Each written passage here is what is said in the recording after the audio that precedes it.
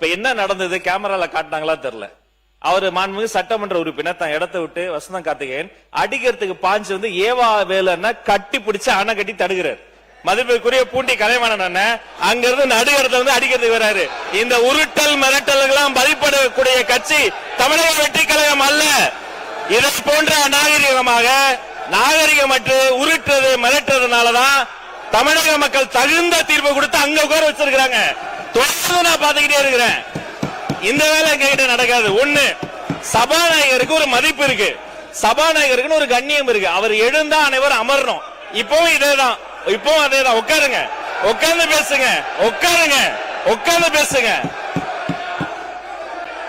அவர் சபாநாயகர் ஒரு கண்ணியமிக்க பதவி, கொரோனா ஒரு முக்கியமான பதவி. இப்பவும் பாருங்க, எழுந்து நின்று உரிமையில பேசுவது இதெல்லாம் நாகரிகம் கிடையாது. இதெல்லாம் கத்துக் கொடுத்தாங்களா அவங்க தலைவர்கள்? ஒண்ணு. ரெண்டாவது, நம்முடைய சட்டமன்ற உறுப்பினர் அவருடைய முதல் அறிமுக உரை பேசுகிறாரு.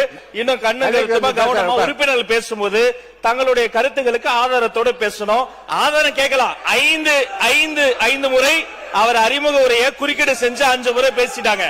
அவர் பேசிய கருத்துக்களுக்கு இப்ப நான் பேசுனத இப்பெல்லாம் நாகரிகமா பேசாதீங்க. உட்காருங்க, உட்காருங்க, உட்காருங்க. அவர் பேசின கருத்துக்களுக்கு ஆதாரம் இருக்கான்னு கேட்கலாம். ஆதாரம் இருந்தா அவர் சபாநாயகர் கிட்ட கொடுக்கலாம்.